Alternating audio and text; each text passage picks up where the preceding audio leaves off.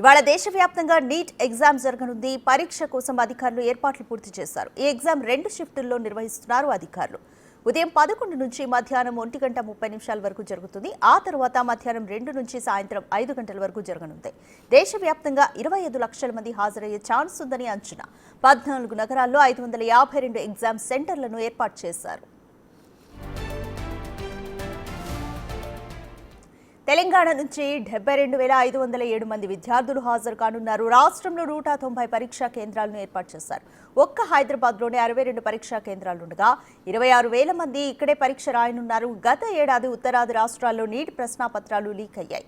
దీంతో ఈ అంశం జాతీయ స్థాయిలో వివాదాస్పదమైంది. దీంతో ఈసారి కేవలం ప్రభుత్వ కేంద్రాల్లో మాత్రమే పరీక్ష నిర్వహిస్తోంది.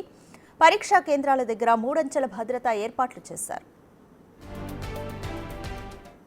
ఈసారి పాత పద్ధతిలోనే పరీక్ష నిర్వహణ జరుగుతోంది. కోవిడ్కు ముందు ఒక్కో సబ్జెక్టు నుంచి 45 ప్రశ్నలు చొప్పున 4 సబ్జెక్టుల నుంచి మొత్తం 180 ప్రశ్నలు ఇచ్చేవారు. అందులో అన్ని ప్రశ్నలకు జవాబు చేయాల్సి ఉండేది.